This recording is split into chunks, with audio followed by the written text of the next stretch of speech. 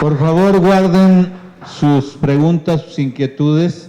Vamos a darle continuidad con la exposición del doctor Antonio Turren Fernández. Él va a cubrir la ausencia del ingeniero Timoteo Valdés de la Universidad Autónoma de Chapingo, que por razones de distancia y de su edad ya no le fue posible acompañarnos, pero pues estará bien cubierto. El doctor Antonio Turren Fernández es ingeniero agrónomo, graduado por supuesto en Chapingo.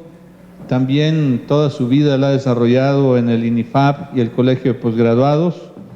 Toda su vida ha trabajado en el maíz y otras especies, pero en un concepto que él le llama en la agronomía completa. Y él nos va a explicar a qué se refiere con eso. Se ha opuesto a la siembra del maíz transgénico, como lo dije desde hace rato, en la Unión de Científicos Comprometidos con la Sociedad. Fue fundador, fue coordinador o representante legal, y bueno, pues va en el mismo sentido que el doctor Alejandro Espinosa Calderón que acabamos de escuchar. Pero yo le pido al doctor Turren que nos exponga a manera de complemento lo que fue el concepto milpa como una forma agronómica de producir alimentos, que fue una aportación de México al mundo. Por favor, doctor, desde ahí, donde usted diga. Ahí está, señorita. Micrófono. Buenos días y muchas gracias por la oportunidad de estar aquí. No tuve la ocasión de comentar con el ponente el tema de que va a cubrir de la milpa, y lo que voy a platicarles a ustedes es la forma en que yo la entiendo, pero va a ser mi responsabilidad y no la de el ponente. Ahora estamos acostumbrados a decirle a la milpa a una siembra de maíz solo.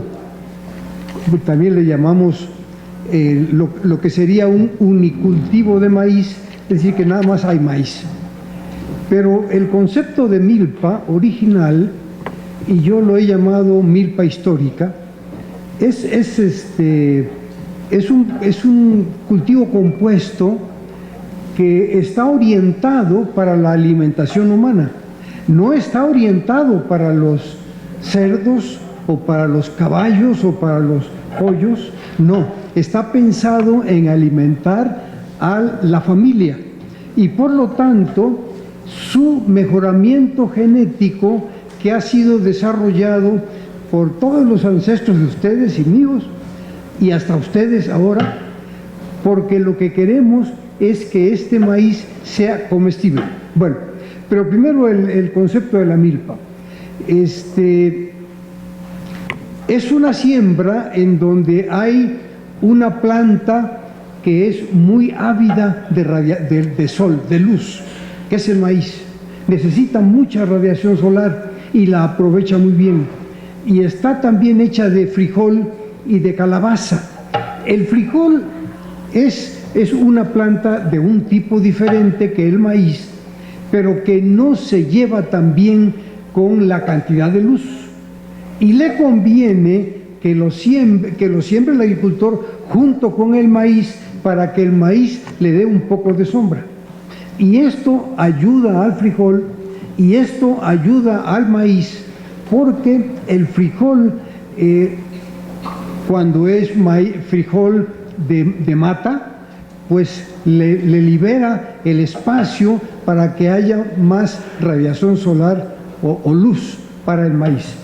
Lo mismo ocurre con la calabaza, pero también otro componente que es muy importante, que es lo que se ha llamado arbences, o sea, especies que se han adaptado, que el agricultor no tiene que hacer nada más que cosecharlas, pero que estas especies se han adaptado a la forma en que se cultiva el maíz, menos cuando hay herbicidas. Si hay herbicidas no dan, Pero si no se usan herbicidas, entonces estas plantas se adaptan, como la verdolaga, como los quelites, etcétera, y ellas surgen en la tierra, y entonces nada más el agricultor las tolera, las deja crecer y luego las cosecha. Eso es muy importante para balancear la dieta. Pero otra cosa que me llama mucho la atención a mí del maíz en la milpa es que la forma en que los agricultores desarrollaron el maíz para la milpa es que es un maíz que una especie que además de ser muy eficiente en la radiación solar, también el productor está preocupado no nada más por cuánto rinde. Eso es muy importante, desde luego, ¿no? Y que se defienda de la sequía, etcétera. Eso es muy importante, y cuánto rinde. Pero además, a ustedes les ha preocupado mucho lo que se llama ahora propiedades organolépticas. Organolépticas quiere decir de sabor, y que estas propiedades las tiene la tortilla. Por ejemplo, el color, el olor, el sabor, el hecho de que tiene correa y que se puede enredar, enrollar, todo esto es algo que en el mejoramiento genético que ustedes han hecho, que yo lo conoce desde la época del maestro Hernández X, como mejoramiento genético autóctono porque es de aquí, de ustedes.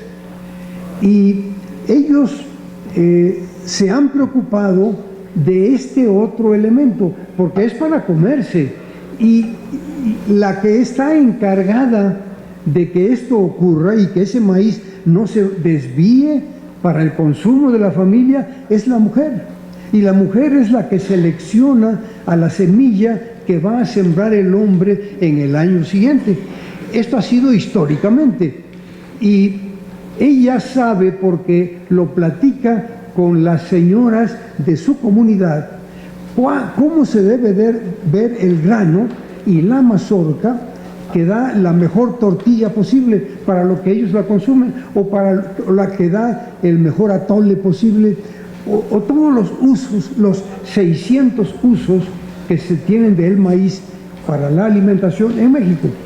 Entonces, la mujer es la responsable, históricamente ha sido, de seleccionar la semilla, luego de conservarla frente al fogón para que esté protegida con los humos de las plagas, y después esa semilla es la que usa el agricultor para sembrar. Ya pasó por la prueba de que tiene que ser de buen sabor. Si ustedes han comido, bueno, les voy a contar otra historia un poquito más adelante. Esto está relacionado totalmente con la nixtamalización. Y la nixtamalización apareció hace 2000 años. Eso de que se usaba ceniza al nixtamalizar, y también se ha usado cal, de tal manera que entra el factor calcio, que da un pH un poco alcalino, y con eso se calienta, se deja reposar toda la noche, y al día siguiente ya se puede emplear para nixtamalizar. Ya sin nixtamalización ya se puede usar para tamales, para todo, tortillas y todo lo demás. Ahora, ¿qué le ocurrió al maíz en esa noche, que es la nixtamalización? Pues resulta que uno de los problemas que tienen nuestras mujeres, porque criaron y porque dieron de su calcio para los bebés y los nenes, y cuando crecen también, es que ellas tuvieron que dar de su calcio, y quien no crece comiendo tortillas de maíz tiene problemas con lo que ahora se llama, que es cuando son mayores, de descalcificación, y se vuelven los huesos débiles, se quiebran. Entonces, esto no le ha ocurrido a la mujer mexicana, porque ella ha crecido comiendo 3 veces al día tortilla que está nixtamalizada. Y 100 gramos de tortilla comparada con 100 gramos de maíz, la tortilla tiene casi 10 veces más calcio asimilable que el grano de maíz. El gran error de los españoles cuando se llevaron de aquí el maíz y lo llevaron a Europa es que no entendieron, no se dieron cuenta de la nixtamalización. Y entonces se llevó a Europa, y entonces en Europa muy rápidamente el maíz, porque rendía más que el trigo, que la cebada, etc., se volvió un alimento básico de la gente más pobre de Italia, de España. Y entonces se dieron cuenta de que estas gentes, la más pobre, que casi se alimentaba de puro maíz, le apareció una enfermedad que los mataba en 5 años. Y esto, que se llamaba pelagra, piel áspera, les ocurrió en Europa, pero a la vez que observaban los europeos que esto podía matar a la gente, vieron también que cuando un cerdo se alimentaba con este grano, crecía mucho mejor que con cualquier otro forraje. Y desde entonces, en Europa, en España, en Italia, se marcó al maíz como que el maíz es un alimento para animales, no para seres humanos, no para hombres, porque los mata. Entonces, de ahí se fue al África y después a Asia y regresó a Estados Unidos, pero todo ha sido como el principio de que es un forraje el maíz. Y esos granos que nosotros importamos de Estados Unidos y de Sudáfrica son granos mejorados genéticamente para animales, no para seres humanos. Para seres humanos, los únicos maíces que son para nosotros son los maíces nativos mexicanos. Imagínense si no va a ser importante cuidarlos. Pero ya hablé de dos cosas. Una, se requiere que rinda más. Dos, es muy importante el sabor, que es lo que se llama organoléptico. Tres, hay propiedades que se llaman nutracéuticas, que previenen el cáncer y que están en los maíces de color. Y eso lo tiene también el maíz nativo mexicano. Pero cuando este maíz no tiene esa propiedad porque es para animales, también lo pierde. Y los maíces que nos vienen de fuera no tienen esa característica. Y una última propiedad adicional que tienen los maíces nativos, esos que están en los milpas, es de que se llaman propiedades nutricionales. Resulta que la mejor calidad de la proteína que tiene el grano de maíz está en el germen. Ustedes todos sabemos dónde está el germen, que es lo importante. Lo demás son las reservas que tiene el grano para que desarrolle en un principio. Bueno, pues resulta que mientras más grande es el germen en relación al grano, más nutritivo. Si ustedes ven a los maíces nativos, los que todos conocemos como maíz nativo, tienen un germen más grande respecto al grano. Ahora vean a un maíz híbrido y vean el tamaño del germen, es mucho más pequeño, y lo que predomina es el resto, lo que llamamos el resto del grano, el endospermo. Bueno, así que todas estas son propiedades que tienen nuestros maíces nativos y que han sido la base de la cultura mexicana y mesoamericana, también en Centroamérica. Imagínense ustedes, ¿por qué el productor intercambia su maíz? Porque el productor está manejando, el pequeño, está manejando un par de hectáreas y tal vez de ese par de hectáreas, una hectárea está dedicada a una de las variedades, como decía el doctor Alejandro Espinosa, que a él le interesan para comer. Entonces, nada más tiene esa hectárea dedicada. Y si viene la mujer y de cada 100 semillas, nada más escoge una como semilla. Cada 100 granos, nada más escoge uno. Entonces, y esa es la que ella tiene y se la regresa al marido para que la siembre. Pues entonces resulta que está reduciéndole la variabilidad genética que tiene el maíz, pero de manera salvaje, porque le está dando importancia a lo que ya les había dicho de su sabor, de calidad nutracéutica y nutritiva. Bueno, entonces, si el productor siembra su maíz y él lo cosecha y lo vuelve a sembrar, se da cuenta que nada más pasan 2 o 3 años y su maíz empieza a perder vigor, ya no rinde tanto como antes. Y la razón es de que está autofecundándose, lo que se llama con ella misma, cruzándose con ella misma, y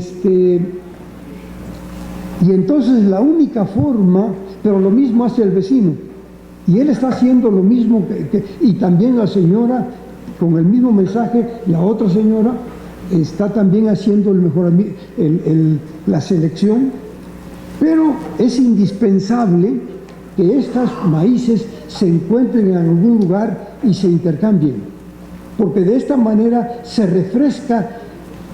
Todo el maíz va en la misma dirección, pero ahora al cruzarse con las maíces de la comunidad se está refrescando. Lo mismo pasaría con algunas parejas de humanos que fueran a una isla y que después de varias generaciones, pues ya todos son primos o son hermanos.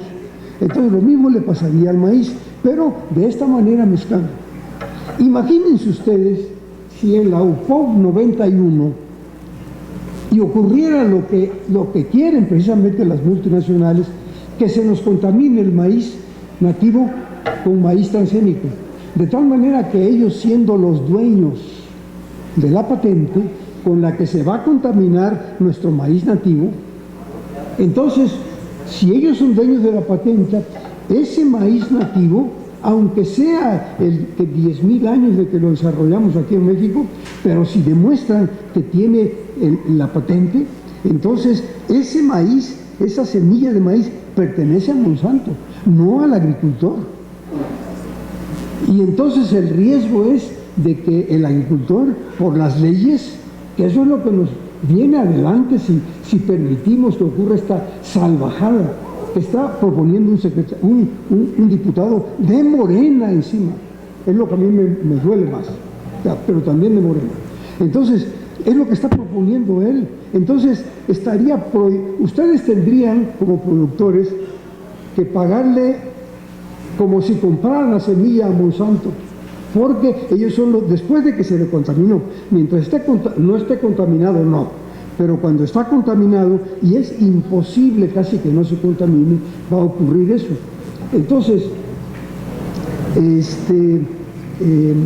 y luego también la semilla que ustedes usan va a ser considerada semilla pirata, y todo esto por una serie de leyes. Y también, si ustedes, un maíz que ya está nativo, que está contaminado con maíz transgénico, lo quieren volver a sembrar, en Estados Unidos hay unas multas enormes, pero inmensas, para desincentivar a cualquier productor que quiera sembrar su propia semilla. Entonces, fíjense, esa es la locura a la que nos quieren llevar un grupo de mexicanos mal nacidos. Muy bien, pero tenemos que enfrentarnos a eso. Bueno, también me tocaba hablar un poco de cambio climático, pero vamos a regresar también a los maíces nativos. Ustedes han visto el tocintle por aquí, ¿verdad? Y cuando crece como mala hierba, pues es un problema de que pues, de chiquititos están igualitas que el maíz, ¿no? Bueno, sobre todo uno que no tiene la vista de ustedes, pero con lo que ustedes aprenden sí lo reconocen. Pero eso es una maleza.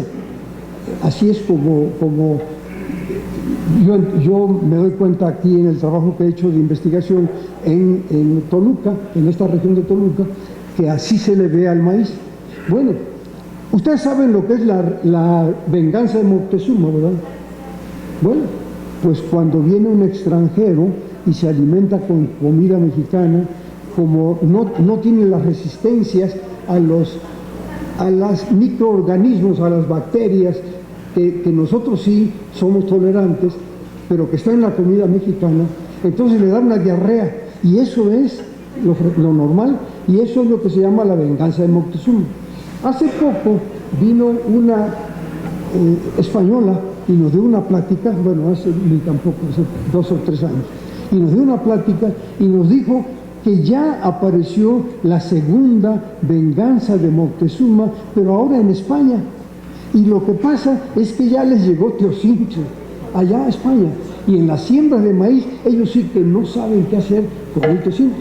Vale, ese es un lado nada más negativo y ya casi se presta para una broma.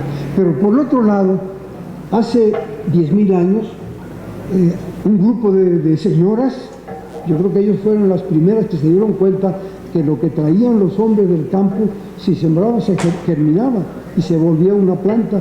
Y entonces ellas tuvieron que ver con que en vez de andar caminando kilómetros para andar pepenando, se podía sembrar junto a la vivienda, y así es como empezó a surgir y aparecieron mutaciones, y esos mismos productores, bueno, la historia de que ya se volvió maíz, se le quitó la capa dura, todavía hay algunos, ustedes probablemente conocen el maíz tunicado, también le dicen maíz ajo, que cada grano tiene su propia totomostle casi. Y bueno, toda esa variabilidad la tiene el maíz nativo. Y entonces, regresando a lo que quiero yo rematar, es de que el cambio climático, bueno, 10.000 años que ya hay maíz. Antes que los 10.000 años de maíz ya estaba el Teocintli. Y antes que el Teocintli había otro padre del que salió el Teocintli. Y antes, y más, hace 20 millones de años, se separaron 2 líneas, una que fue a dar al sorgo y otra que vino a dar al maíz. En esos 20 millones de años ya ha habido cambios climáticos. Por ejemplo, una de las cosas muy recientes, sabemos, es que en la época del Imperio Azteca hubo 2 años seguidos en que no llovió absolutamente nada, no, creo que son 5 años, que no llovió absolutamente nada en el altiplano. Y en esa época, bueno, se surtían de maíz que venía de las áreas tropicales. Pero en esa época se encareció tanto el maíz que se podría comprar un esclavo por 40 kilos de maíz. Así estaba la cosa tan seria. Es decir, ya ha habido problemas de sequía, ha habido problemas de temperaturas muy altas, y solamente sobrevivieron las plantas que resistían, que estaban adaptadas a eso. Y de toda esa cadena que vino, en el maíz nativo de México están esas resistencias que necesitamos para el cambio climático. Esa es otra razón por la que es tan importante conservar a nuestro maíz nativo. Bueno, si me dejan, aquí me seguiría un rato más. Así que de todos modos ahí les voy a parar y les agradezco mucho su paciencia. Muchas gracias, doctor. Aquí tiene a muchos admiradores y alguien que va a conquistar hoy admiradores, amigos, aliados, es el doctor Abel Muñoz Orozco. Imagínense que él inició su actividad agronómica y se acuerda bien de la fecha, el 24 de enero de 1949. ¿Alguno de ustedes ya estaba en este planeta? Pues el doctor ya estaba. Y bueno, pues su trabajo principal ha consistido en hacer el estudio más completo no solamente en México, sino yo creo que en el mundo, sobre la resistencia a sequía.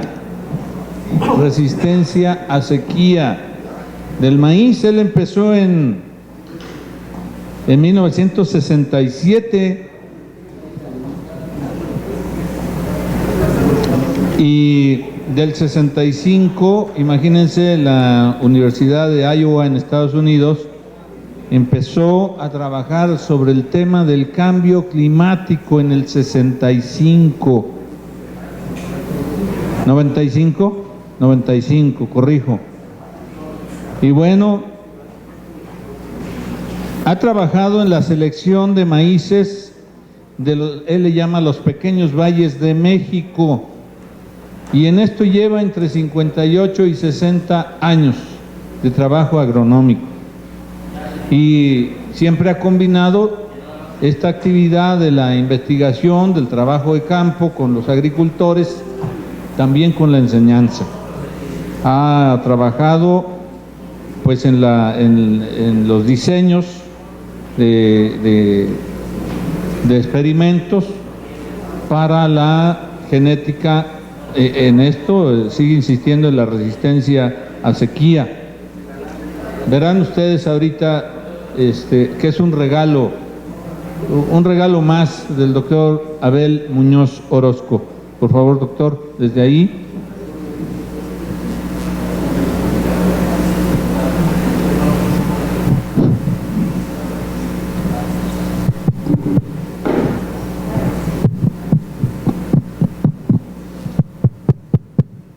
Bueno.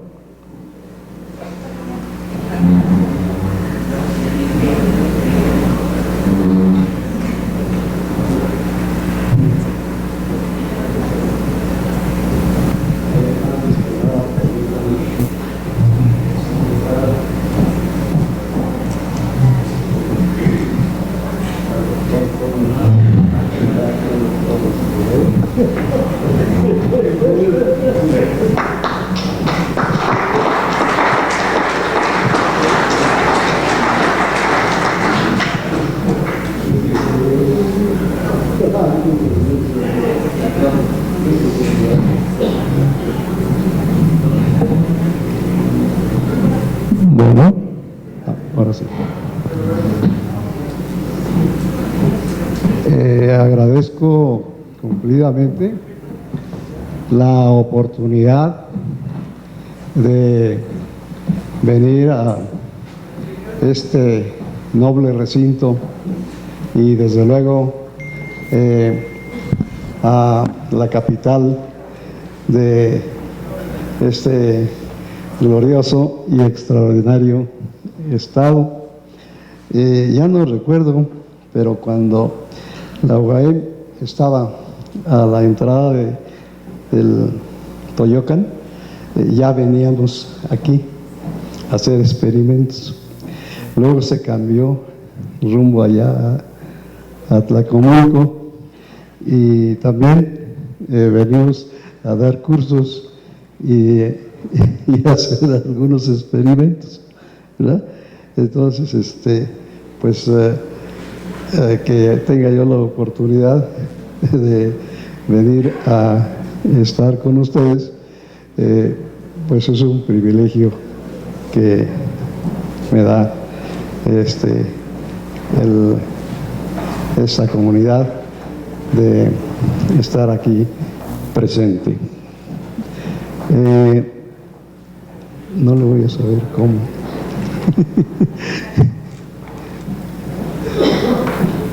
Sí, efectivamente, empezamos a seleccionar en los famosos nichos ecológicos en 1961, ¿verdad?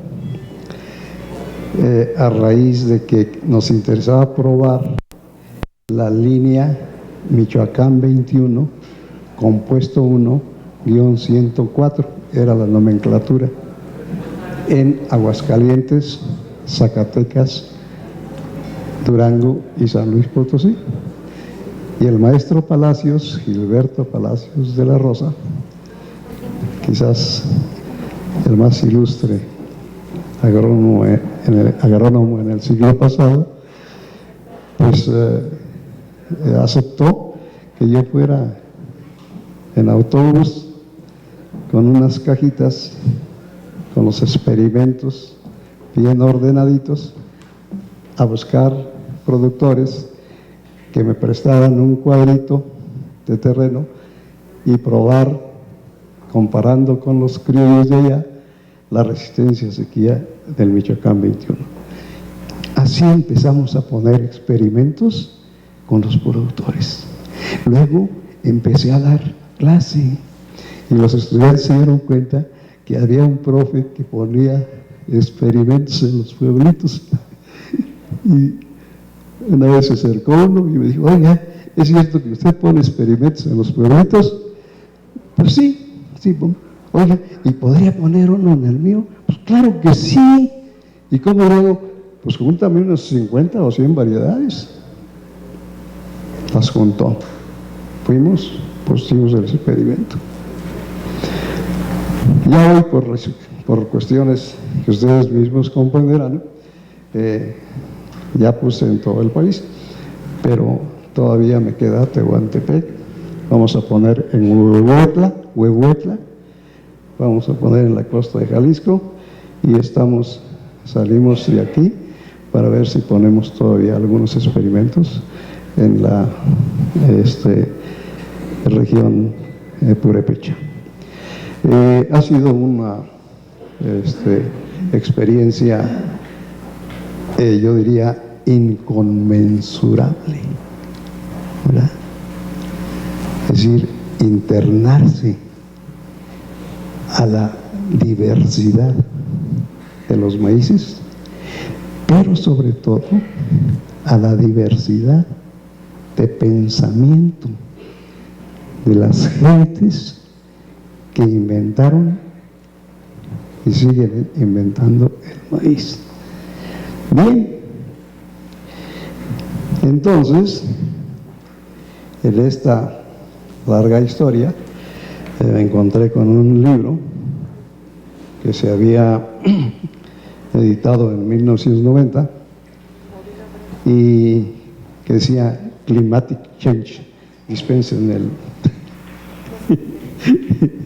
el gringo, ¿no? El libro es Cambio Climático. De inmediato me empecé a adentrar sobre el documento, ¿verdad? Y fue el primer documento en que un grupo de 300 científicos se habían reunido por la Organización Meteorológica Mundial para contestar la pregunta: ¿realmente está cambiando el clima? Y ese citatorio fue en 1988, y en 1999 entregaron su primer informe. Unánime: sí está cambiando el clima. Bueno, pues eso fue un detalle sumamente importante. El que habla empezó a trabajar por la dirección del ilustre ingeniero Gilberto Palacios el 2 de septiembre de 1957, la resistencia a sequía del Michoacán 21, compuesto 1, 104, ¿verdad? Como una línea que sobrevivió a una sequía mortal que ocurrió en 1957. Y él tuvo la genialidad de aplicarle un riego de recuperación y ver que de las plantas muertas resurgían algunas. Y esa fue la base de partida que empezó a tratar de que se descifrara para entender el fenómeno de la resistencia a la sequía. Noten ustedes que hay una asociación entre todos estos fenómenos del comportamiento de las plantas y el famoso cambio climático, ¿verdad? Es decir, el cambio climático, pues de manera más perceptible se aprecia precisamente por las sequías que se están haciendo más intensas, más prolongadas. Y bueno, pues nuestra planta que se entiende con el hombre y el hombre se entiende con la planta, pues de inmediato dice, no, pues es que está cambiando el clima, ¿verdad? Así que hay un entrelazamiento, y como habíamos empezado el 2 de septiembre a estudiar la resistencia a la sequía, entonces cuando leí ese documento, este material pasa directo a mi curso sobre genética de la resistencia a la sequía, y amplié el curso genética de la resistencia a la sequía y cambio climático, ¿verdad? Llevamos entonces de más o menos 1995, cuando ya le di forma a aquello, hasta ahora, y hemos hecho algunos avances interesantes. Considero que es muy importante definir 3 tipos de cambio climático. Desde luego, pues cada área, cada pueblo, cada nación tiene muchos climas, entonces habrá muchos cambios, pero en forma un poquito más entendible. El primer tipo sería el cambio climático natural, el que de manera natural, ¿verdad?, hace que el clima cambie, ¿verdad? Y la última etapa que nosotros tenemos de ese cambio que ocurre de manera natural empezó aproximadamente hace 130,000 años. Aproximadamente en esa época empezó la última glaciación, ¿verdad? Y por eso pues se fue enfriando desde el norte para el sur y llegó a enfriarse hasta acá, de manera que pues era un cambio climático bastante fuerte y era natural. No había que lo hizo el diablo o cosa por decirlo. A lo mejor sí podría pensarse, ¿verdad? Lo cierto es que la manera más correcta de interpretarlo pues es que es un cambio climático natural. Ese cambio de la glaciación terminó aproximadamente hace 10,000 años, ¿verdad? Ya se empezó a regularizar la temperatura y los fríos y todas esas cuestiones, y se empezó a sentir un clima más estable, ¿verdad? Ahora viene otro, el cambio climático global. Descubren el petróleo, ¿verdad? Y entonces pues los países avanzados en la cosa mecánica y todo eso, de inmediato se dieron cuenta que podían hacer máquinas que se movieran con el petróleo, ya sea en forma de gasolina o de diésel, etcétera.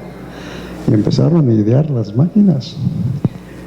Para 1852 ya tenían una diversidad de máquinas para usar el petróleo en diferentes formas.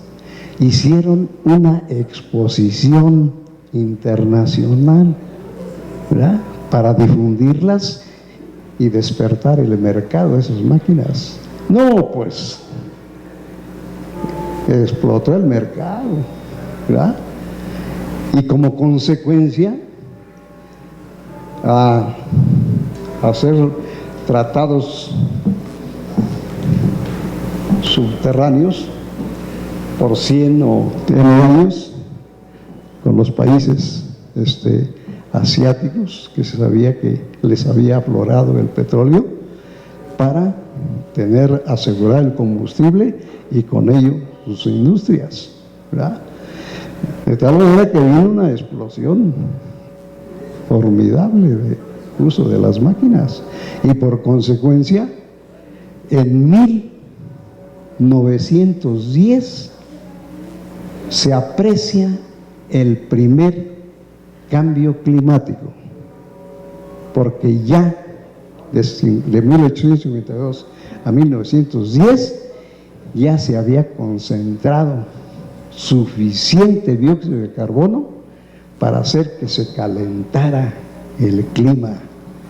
Pero los países estaban totalmente en pleitos. Se iniciaba todos esos conflictos que darían la Primera Guerra y la Segunda Guerra. Y además, el que un país tuviera una estación meteorológica, no, pues era una cosa de algún inventor por ahí, que se le hubiera ocurrido medir temperaturas y cómo medir la evaporación, cosas por el estilo, pero no había datos.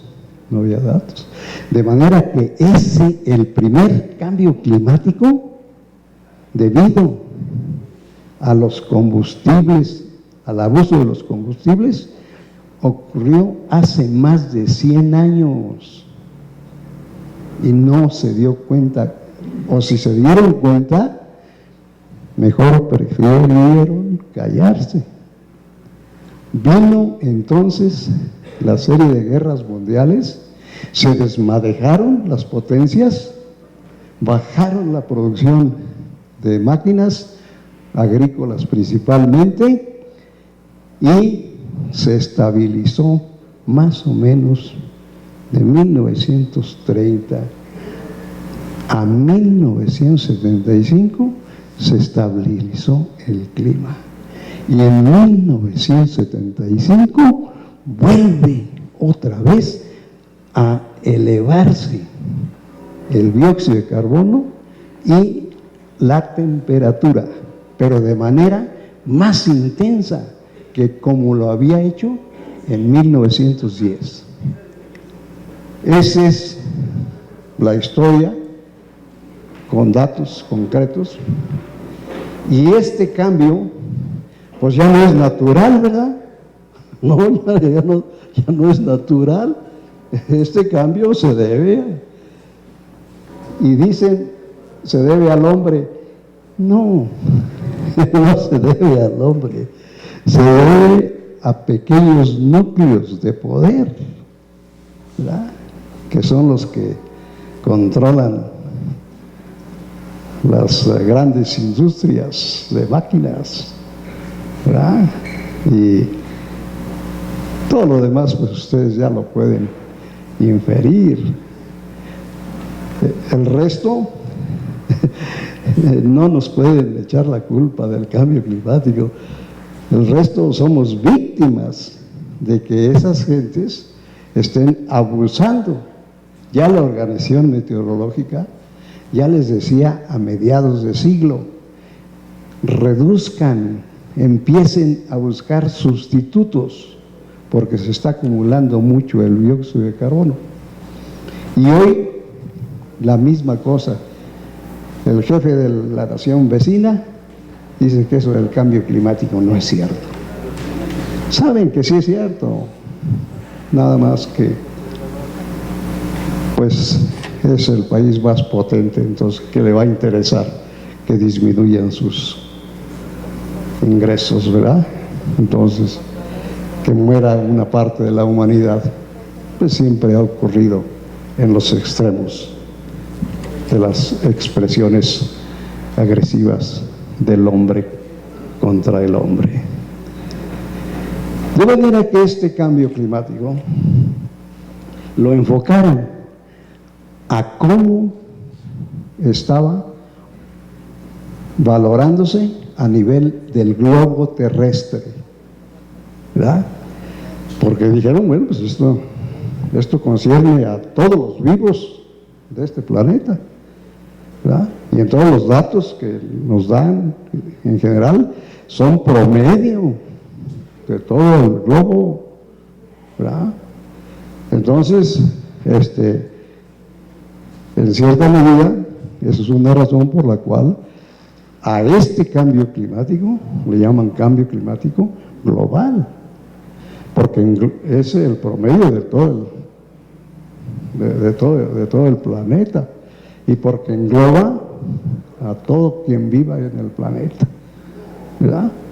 Entonces, noten ustedes que se distingue muy bien el cambio climático natural del cambio climático global. Ahora bien, este país que tuvimos la suerte de escoger como nuestro hogar, estaba bajo el mar.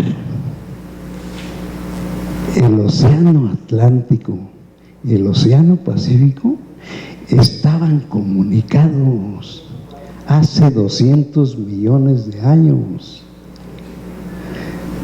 Empezó a emerger el suelo marino y hace 20 millones ya había emergido México. De manera que México es un país extraordinariamente joven. Es decir, tiene 20 millones de años, ¿verdad? Bien, pues entonces, en ese surgimiento no ocurrió la elevación de esos fondos marinos como una mesita de billar, así parejita. No, se formaron grandes serranías, que ahora la conocemos, la Sierra Madre Oriental, la Occidental, el eje neovolcánico, ¿verdad? Y entonces quedó un territorio enchinadito, con suelos desde el nivel del mar hasta nieves perpetuas, con lluvias en Mexicali, por allá, en donde todo el año, si ustedes juntan lo que llueve, apenas se junta una capita así de 5 centímetros. En cambio, si juntan el agua de alguna de las localidades de Chiapas o Tabasco, se junta una capa de aquí a allá. De manera que tenemos una variación de lluvia desde muy abundante hasta muy pobrecita, ¿verdad? Bien, y desde luego que, por si fuera poco, nos acosan dos corrientes ciclónicas, una por el Golfo, ¿verdad? Y se las mandamos a los vecinos del norte, ¿verdad? Pasan por aquí y ya se desvían para allá, aunque ahora se empiezan a descontrolar. Y otra corriente se consolida en Tehuantepec y ahí va por toda la costa del Pacífico. De manera que mi ilustre maestro de meteorología de la década de los 50 decía que los campesinos de México éramos hijos de los ciclones, ¿verdad? Porque si el año era bueno, abundante en ciclones, teníamos un temporal a todo dar. Y si el año pintaba como está pintando terrible no se quiere formar ni un ciclón, ni en mayo, vamos a terminar de mayo. Entonces el temporal va a estar preocupante. Y una de las manifestaciones pues son los problemas sociales, ¿verdad? Gente sin comer, pues, ¿verdad? Tiene que explotar de alguna manera. Nótese las tremendas asociaciones. Consecuentemente, de esta emergencia, otra cosa importante también, el trópico de Cáncer separa el país hacia el sur, parte tropical, y hacia el norte, parte de la fase de desiertos. Y el trópico de Cáncer pasa aproximadamente entre Mazatlán y Tampico, o sea que la mitad del territorio es tropical y la mitad es es sumamente desértico. Y había otro fenómeno que nos platicaba el maestro de meteorología. Decía que había una corriente, ¿verdad? Que a veces traía una sequía terrible y a veces una lluvia exagerada. Pero que esa corriente estaba en el Ecuador y pegaba ahí en Perú, ahí. Y entonces se manifestaba esa sequía o ese exceso de lluvias más o menos por el 25 de diciembre. Y como ustedes saben, nosotros somos bien religiosos, sabemos que el 25 pues nace el niño Jesús, ¿verdad? Entonces le pusieron la corriente el niño, ¿verdad? Y cuando era de sequía, cuando era de lluvia, le decían la niña, ¿verdad? Científicamente está establecido y aceptado ese término, está aceptado, la corriente del niño. Pero, decían, eso ocurre allá en Perú, nosotros estamos acá. Así que ya nomás se los ilustro pues, por cultura. Pues ahora con los satélites se ve que la corriente choca ahí, se desvía una parte y se va hasta Alaska, llevándonos de corbata, y otra parte se desvía hacia el sur, hasta el Cabo de Hornos, ¿verdad? Y por Centroamérica, que no tiene así montañas muy grandes, sino que está casi al nivel del mar, ahí brinca y llega a Europa el efecto del famoso niño o de la niña. Y hoy día el fenómeno más estudiado en el planeta es los cambios, las variaciones, los efectos del famoso niño o bien niña, según la expresión que le toque a uno en un año determinado. De manera que este país, tiene una cantidad de valles pequeños, desde el nivel del mar hasta las nieves perpetuas, que los botánicos llamaron nichos, porque encerraban valores genéticos como los que se han estado hablando aquí, del maíz y cientos de especies que se han desarrollado aquí, ¿verdad?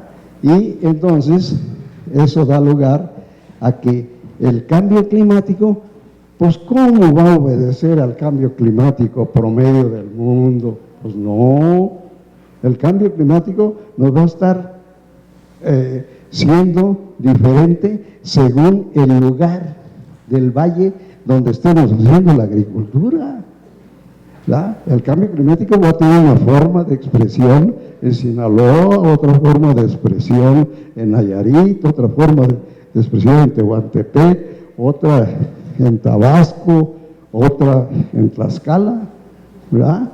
Según la variación del valle donde estemos haciendo agricultura.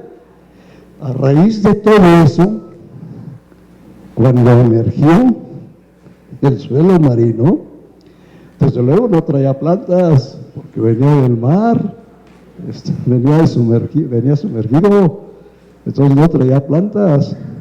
Y entonces una de las preguntas, ¿y de dónde vinieron las plantas? Y fíjense, hasta 1988 se resolvió el problema. Un científico de la UNAM, se apellida Toledo, dice, las plantas llegaron del dominio neopolar, es decir, del norte, y del dominio neotropical, del Ecuador. Y como estamos en medio, aquí se fueron poblando y encontraron un rinconcito, ¿verdad? Si eran de clima caliente, lo encontraron. Si eran de clima congelado, lo encontraron. Y por eso es que tenemos una diversidad biológica extraordinaria. El teocintle, que es el padre inmediato del maíz, ya llevaba varios millones de años cuando llegó el hombre acá.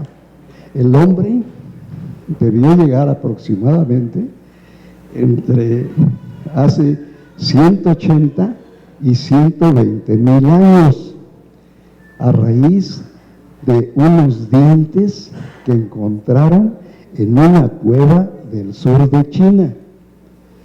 Exploraron la cueva y encontraron 47 dientes. Y entonces los empezaron a estudiar, a ver de qué especie eran. Y ya eran de Homo sapiens. Es decir, al género al que pertenecemos nosotros. Lo que quiere decir, en primer lugar, que esos fueron los más probables que llegaron acá a nuestras tierras. Y hay otra cuestión, que esas estampitas que nos mandan a comprar en la primaria, en donde el hombre está atravesando por el estrecho de Bering, pues ya no está muy creíble, sino que estas gentes en el sur de China ya tenían sistemas de embarcación para afrontar el mar y que llegaron y entraron por los ríos. Entonces es muy probable que los purépechas hayan entrado por el río Santiago y después por el río Balsas, ¿verdad? Y ahí fue donde se encontraron con el Teocintle, ¿verdad? El trabajo de un profesor de Chapingo, trabajo doctoral, que terminó hace unos 4 años, el doctor Cuevas, dice que el hombre estuvo consumiendo Teocintle más de los años que llevamos consumiendo maíz. Si llegó aquí más o menos hace 100,000, de esos 100,000 es muy probable que unos 70,000 haya estado comiendo Teocintle y que las formas de la tortilla, la forma de comerlo como elote, las diferentes formas, las practicó, las desarrolló en Teocintle. Incluso hay una palabrita por allí que dice que Teocintle es el grano de Dios. ¿verdad? Bien. Ese Teocintle, en la área más probable, donde pudo empezarse toda la transformación, la conversión de Teocintle a maíz, fue en la convergencia del Estado de México, del Estado de Guerrero y del Estado de Michoacán. Y lo curioso es que si ustedes visitan Carácuaro y preguntan por algún campesino que cultive Teocintle, les van a decir, sí, fulano de tal, sí, sutano, sí, mengano, sí, perengano. Ah, caray, oiga, pues ¿qué no el Teocintle es tan malo como allá en Toluca? No, ¿cómo no? El Teocintle, el Teocintle es formidable, lo usamos para amansar el maíz. O sea que el Teocintle para ellos es el civilizado y el maíz es el que hay que amansar, ¿verdad? Y eso de amansar es hacerlo más resistente a la sequía, ¿verdad? Y lo siembran así para el forraje y todas esas cosas, ¿verdad? Todavía tenemos otras cositas por ahí sobre esto, pero la dejamos para otra ocasión, de cómo pudieron descubrir, ¿verdad?, el uso del Teocintle. Bien, entonces, estas áreas, todas estas diversidades de valles que tiene este país, algunos dicen que tenemos como unos 30,000 microrregiones, tienen cambio climático relativamente diferente, ¿verdad?, según las variaciones que tenga, ¿verdad? Así que esto nos permite hacer un tercer tipo, el cambio climático microrregional, propiciado por las variaciones del ambiente en las microrregiones o pequeños valles. Por esa circunstancia, los datos promedio que nos da la información internacional, pues nos sirven para orientarnos en general, pero así como para decir, me ayuda a que si mi maíz se va a fregar o no, no me ayuda en nada, porque eso no tiene que ver con que si su maíz hace mucho calor y entonces no pudo polinizarse bien, ¿verdad? Y entonces le van a faltar granos y usted no va a saber, ni siquiera se ha dado cuenta de que hay mazorcas que tienen menos granos que otras, porque cuando ocurrió la polinización subió mucho la temperatura y deshidrató el polen. El polen tiene que viajar de una espiga, los cabellitos, tiene que viajar, y en ese espacio pues puede estar muy caliente y se deshidrata y se muere. La máxima distancia que puede recorrer son unos 250 metros.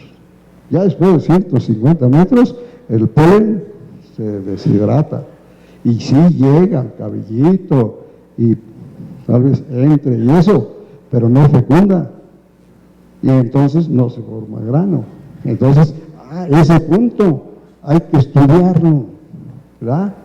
Hay que estudiarlo, hay que dedicar unos cuantos chavos, ¿verdad?, de la UEM o de quien quiera entrarle al toro, ¿verdad?, con un termómetro. Y hay unos termometrillos ahora que ustedes le pisan así y le da la temperatura de un punto determinado y entonces pueden saber qué temperatura está ocurriendo en ese momento en que el polen, si ustedes le tocan hacia la espiga, sale así, solito el polvito, ¿verdad?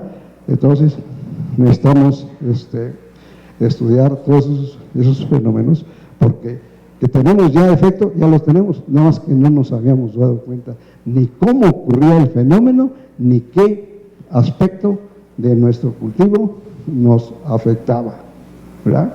Bien, esa es entonces una cosa muy importante. La gente dijo, bueno, pues no ha tenido oportunidad de que alguien le explique con sencillez que puede haber tres tipos principales. Son principales para nosotros que cultivamos plantas, ¿verdad? Yo pues, cultivo plantas de maíz desde que tenía 3 años, ¿verdad? No creo que ya yo haría una cosa muy importante, nada más que seguía la yunta de mi papá y destapaba, le quitaba los terrones a las plantas que quedaban tapadas, ¿verdad? Y bueno, pues así empecé yo a familiarizarme con esta fabulosa planta. Bien, esto era lo que se pensaba, que entraba el hombre por las famosas islas aleutianas para atravesar de Asia a América, ¿verdad? Ahora se piensa que puede ser más directo. Otra por ahí. Bien, entonces con esa primera les ilustro que ya la glaciación ya está congelado desde el norte y ya viene extendiéndose el congelamiento. Es lo que se imagina que estaba ocurriendo hace 12,000 y hace 10,000 años aquí, ¿verdad? Entonces que el Nevado de Toluca no es que tuviera nieve de cuando en cuando, no, tenía una cantidad de nieve tremenda y hacía un frío, iba a decir endemoniado, pero digamos muy fuerte, muy fuerte. Entonces, y este era el tipo de animales que había aquí, ¿verdad? Y ya estaba terminando la glaciación, ¿verdad? La que sigue. Bien, Miren, en 2001 salió el segundo libro sobre cambio climático, ¿verdad? Y entonces investigaron cómo venía la temperatura en los últimos 1000 años. Ya se estaba estabilizando, Aquí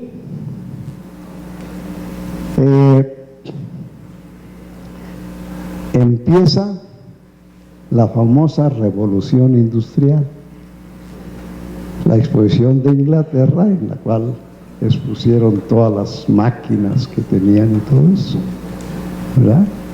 Luego empiezan ya a consumir bastantes máquinas y a consumir bastante petróleo. Y en 1910, ocurre el primer aumento de temperatura. Esto está científicamente documentado. Es una de las primeras gráficas que empezaron a convencer, como dicen allí en el pueblito, a los incrédulos, ¿verdad?, de que la cosa es cierta. Entonces se desmadejan las potencias, ¿verdad?, paran todas las fábricas, nada más se dedican a hacer cañones y a matarse unos con otros. Entonces se estabiliza el aumento de la temperatura, se estabiliza. Y a partir de 1975 aproximadamente aumenta. Pero si ustedes ven qué tan inclinado está este aumento de este está más inclinado. El aumento que empezó apenas en 1975, ahí empezó con más furor, ¿verdad? Empezó con más furor. Entonces, sí, ya convencidos todos los científicos empezaron a echarle matemáticas y geometría y no sé qué tantas cosas científicas, ¿verdad?, para predecir, según los elementos que consideraran, cómo esperaríamos la cosa para el 2100. Y ¿verdad?, esta línea es a lo que vamos a llegar al fin de este siglo, si no acatamos ninguna de las sugerencias. Y la respuesta es simple: no se ha acatado ninguna de las sugerencias, porque son las grandes potencias las que tienen que modificar, ¿verdad? Ya Brasil ya les vende a ustedes ¿cuánto quieres de etanol sacado de caña de azúcar o no sé de qué? ¿Y cuánto quieres de gasolina? ¿Verdad? ¿Y nosotros qué? Nosotros, no, échale gasolina, árale, y vete a las capas profundas, saca también la de las capas profundas, ¿verdad? Y esa cuestión contra el gobernante de Venezuela, ese gobernante está defendiendo su patrimonio. El yacimiento más rico del planeta es el de Venezuela, fíjense. Pues claro que sí, ¿verdad? Entonces, que quieren disminuir, es decir, nosotros no hacemos las máquinas. Así que quienes hacen todos esos aparatos y les comercializan y se los ponen así, luego así, etcétera, pues son estos. Pero esos pueden hacer máquinas que en vez de que el petróleo se nos acabe pronto, nos dure un poquito más para podernos ir organizándonos. ¿Y organizándonos en qué? En el pan de cada día, ¿verdad? ¿Por qué? Porque estamos aumentando el número de gentes, ¿verdad? Y lo estamos aumentando, el eje Puebla-Apizaco, Tlaxcala, está aumentando más del 5% por año, entonces está creciendo de manera tremenda, ¿no? Entonces se dan cuenta, y si siguen estas sequías y eso, y luego si sigue el abandono al campo, de que vete a ser rico, al país más rico, tú que eres el más pobre y necesitas trabajo. No, aquí tenemos bastante trabajo para con la diversidad, ¿verdad? Entonces, ahí está el asunto. Y eso, como decía los colegas que nos antecedieron, tenemos tanta diversidad, ¿verdad?, que si ustedes quieren resistencias, nomás búsquenle. Miren, esa tierra caliente, no hombre, es una belleza de resistencias, ¿verdad? Resistencia a calor, resistencia a sequía, a suelos malos, y además ahí se empezó a originar el maíz. Entonces es que tiene más patrimonio acumulado ahí. Y luego está Tehuantepec, ¿verdad?, que tiene unos maicitos así, que no dan ustedes una moneda por ellos, pero esos maíces tienen más de 22 sistemas genéticos para resistir los cambios climáticos. Y es más, el hecho de que les haya puesto como ejemplo desde cuando empezó la glaciación hasta ahorita, es precisamente para sustentar o para unirme a una de las observaciones que hizo uno de los ponentes, ¿verdad? Ya tenemos genes desde la antigüedad, ya los llevan muchos seres que nosotros no les hemos preguntado, oye, ¿y puede resistir tal temperatura del cambio climático? Y lo más seguro que un maíz de Tehuantepec o un maíz de Huetamo va a decir eso y más, ¿verdad? Y por si fuera poco, una manera más práctica de juntar resistencias en forma abundante, en forma significativa, en forma notable, es mezclando plantas. Pues ya el maíz y el frijol estaban mezclados cuando emigraron aquí,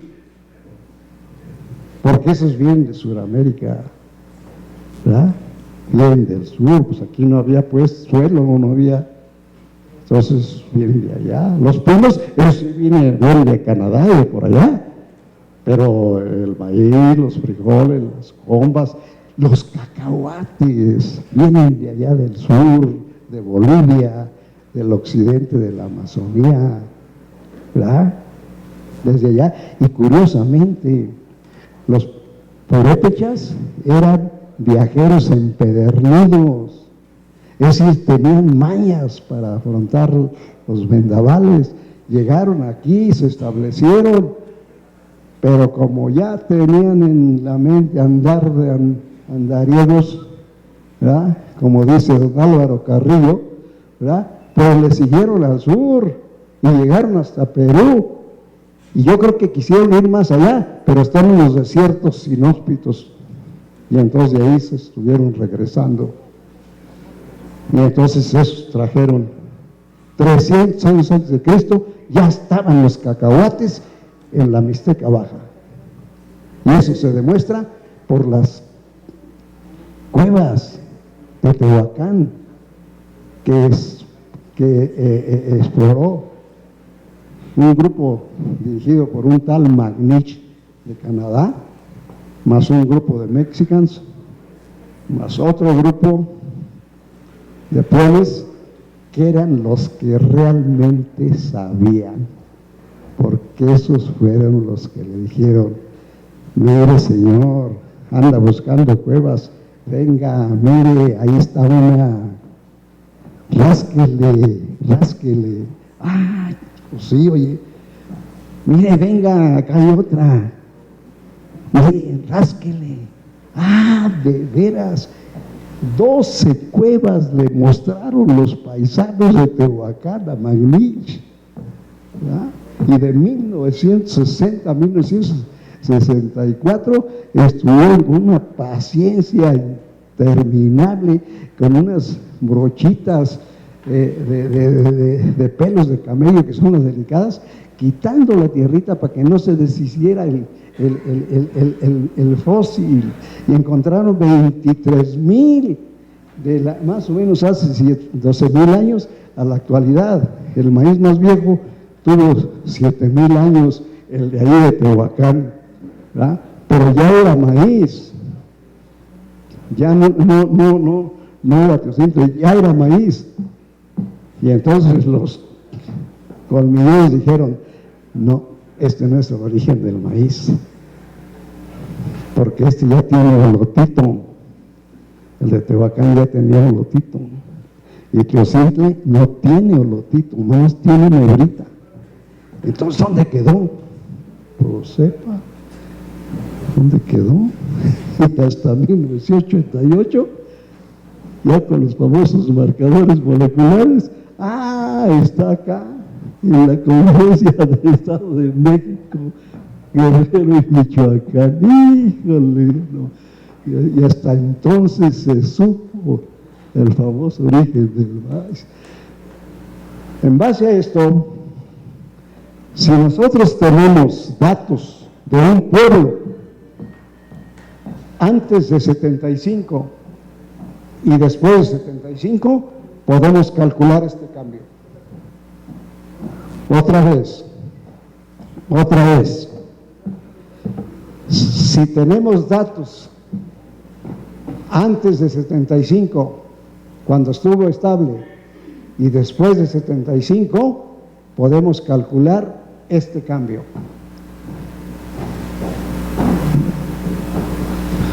Y pues ahí andamos. Y andamos. Lástima que ya cuando está uno a estas cosas, ya por más que quiera estirarle, no, pues ya tiene que ver, no, pero ahí está mi orillita. Entonces, ¿qué tengo que hacer? Pues formar gente, ¿verdad? Porque ya la orillita ya me queda allí.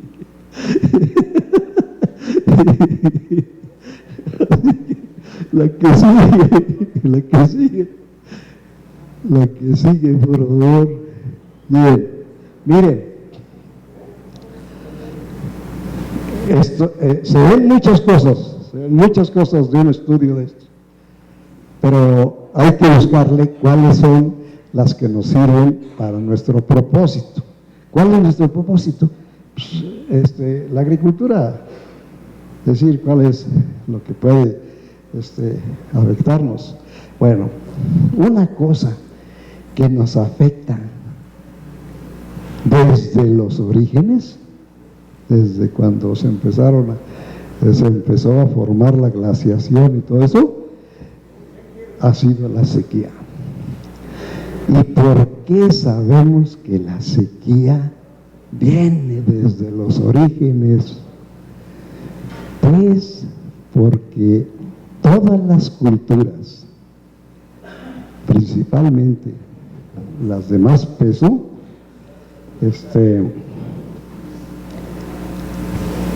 tuvieron como Dios principal al Dios del agua.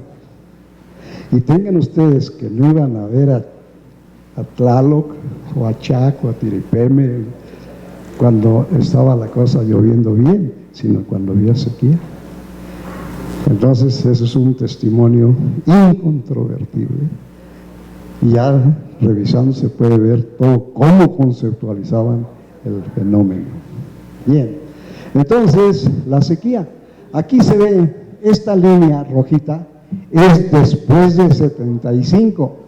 y esta línea azulita es antes de 75. Entonces, ¿qué quiere decir? Que la lluvia en Huichapan bajó después de 75. Así que no hay pierde. No hay pierde. Bajó y seguirá bajando. Bien, en cambio, dice que en Tamazula casi no cambió. Casi no cambió. Se confunden. Tamazula está cerca de Ciudad Guzmán. Casi no cambió. La que sigue. Y aquí calculamos el número de meses con sequía. Dice que en Huichapan tenemos 75 y antes 36. Y después de 75, 42. En cambio en Tamazula casi tenemos lo mismo, 28, 26. Ya haciéndolo así, contando así con el dedo. ¿Y por qué Tamazula está desapareciendo la sequía? ¿Verdad? Esa es la cuestión. Porque los ciclones se están cargando al Pacífico. ¿Verdad? Así de sencillo. La que sigue. Bien, temperatura mínima. Temperatura mínima. Entonces, esta es la temperatura roja, es después de 75. Entonces la temperatura mínima aumentó aquí, aumentó aquí, ¿verdad? Acá también aumentó casi todo el tiempo, pero aquí aumentó principalmente aquí y aquí. Entonces nosotros tenemos que ver en qué etapa están los cultivos, ¿verdad? Cuando va a ocurrir ese fenómeno. La que sigue. Bien, temperatura máxima. La temperatura máxima bajó aquí y bajó acá también. La única que aumentó fue la mínima, la que aumentó de manera consistente fue la mínima, no la máxima. ¿Y eso qué quiere decir? Que el calentamiento se ejerce en la noche, que es cuando ocurren las mínimas. ¿Verdad? Entonces, pues nosotros si no sabemos eso, pues vamos a estar así, pues vamos a trabajar para el cambio climático. ¿Cómo? Pues así. No, necesitamos preguntarle a los datos, ya que tenemos esta oportunidad, cómo vienen ocurriendo aquí en Toluca, cómo están ocurriendo en aquel pueblo donde hay datos. La que sigue. Bien. Desde luego son muchos los casitos, pero estos son notables porque se pueden apreciar con más claridad. Ocurren fenómenos pico. Esta es una lluvia que ocurrió entre febrero y marzo. ¿Verdad? Estuvo lloviendo 3 días y 2 noches en Tamazula. Era un estudio con caña, ¿verdad? Después de 3 noches, 2 días llueve, los BRICS se bajaron y entonces dijeron, paren el corte, no es económico a ese nivel de azúcar. Y paren el ingenio hasta que se pase esta temporada, vuelva la luminosidad y puedan entrar los camiones, etcétera, y entonces sí, echamos a andar otra vez las máquinas. para parar un maquinón de ese tamaño hay que pensarla muy bien, ¿verdad? Bien, pues entonces, ese es el asunto, una pequeña muestra. Tenemos varias localidades, ¿verdad?, trabajadas sobre esto, ¿verdad?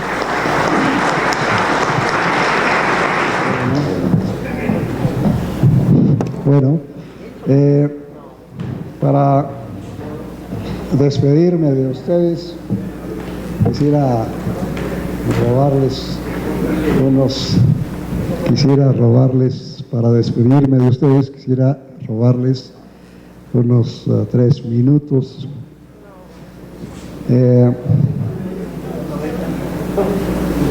Era por 1962 y habíamos terminado la polinización del maíz en el campo experimental del Horno, en el Estado de México.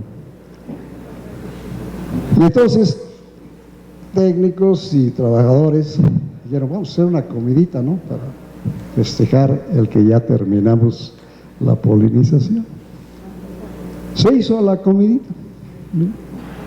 Se reunieron a medio lote, todos los colegas comieron su barbacoa y sus pulquitos, ¿verdad?, que es el acompañante más usual. Y entonces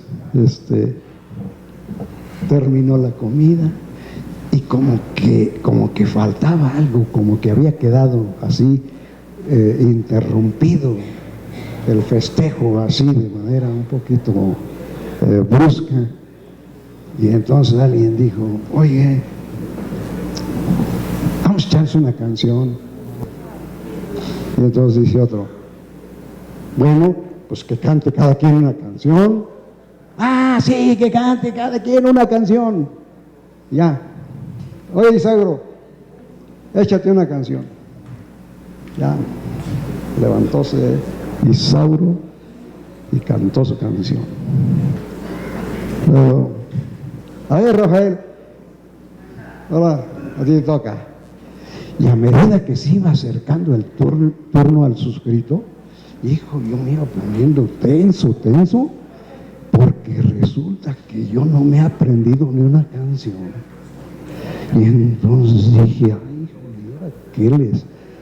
hijo, ¿cómo salgo de este compromiso? Pues todos están echándose su cancioncita. Y en vez de que esa tensión me inspirara, pues me bloqueó más. Total, que para no hacerse la larga, llegó mi turno. A ver, Abel, te toca a ti. Y ya le dije, compañeros, pues me van a disculpar, pero pues no, yo no me sé una canción. Pero me sé un poema. Ah, que se eche un poema.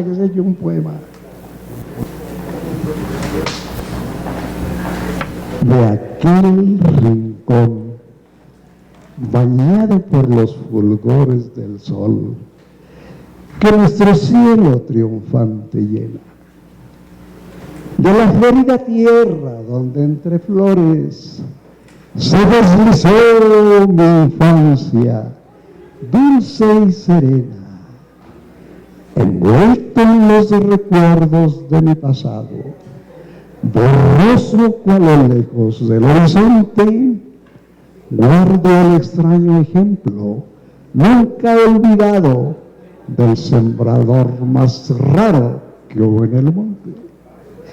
Aún no sé si era sabio, loco, prudente, aquel hombre que traje humilde vestía. Solo sé que al mirarle toda la gente con profundo respeto se descubría, y es que acaso su gesto severo y noble a todos asombraba por arrogante, Hasta los leñadores mirando al roble sienten las majestades de lo gigante. Una tarde de otoño subí a la sierra y al sembrador sembrando miré risueño. Desde que existe un hombre sobre la tierra, nunca se ha sembrado con tanto empeño. Quise saber, curioso, lo que el demente sembraba en la montaña sola y bravía. El infeliz oyóme benignamente y dijo con honda melancolía: siempre robles y pinos y sicomoros. Quiero llenar de frondas esta ladera. Quiero que otros disfruten de los tesoros que darán estas plantas cuando yo muera. ¿Y por qué tantos afanes en la jornada? Dije, sin buscar recompensa. Y el sabio contestóme con las manos sobre la azada: ¿acaso a ti por ser niño te asombra mucho el soberano impulso que mi alma enciende? Por los que no trabajan, trabajo y lucho. Si el mundo no lo sabe, Dios me comprende. En la propia miseria, los ojos fijos, buscando las riquezas que nos convienen, todo lo arrostramos para nuestros hijos. Y es que los demás padres, hijos no tienen. Vivimos siendo hermanos solo en el nombre. Y en las brutales guerras con sede robo, hay siempre un fratricida dentro del hombre. Y el hombre para el hombre siempre es un lobo. Por eso, cuando el mundo triste contemplo, yo me ufano y me impongo dura tarea. Sé que vale mucho mi pobre ejemplo, aunque pobre y humilde parezca y sea. Hay que luchar por todos los que no luchan. Hay que implorar por todos los que no imploran. Hay que hacer que nos oigan los que no escuchan. Hay que llorar por todos los que no lloran. Hay que ser cual abejas que en la colmena fabrican para todos dulces panes. Hay que ser como el agua que va serena, brindando al mundo frescos raudales. Hay que ser como el viento que siembra flores, lo mismo en el bosque que en la llanura. Hay que vivir la vida sembrando amores con la vista y el alma siempre en la altura. Dijo aquel loco, y con profunda melancolía por las breñas del monte siguió trepando, y al perderse en las sombras aún repetía: hay que vivir sembrando, siempre sembrando.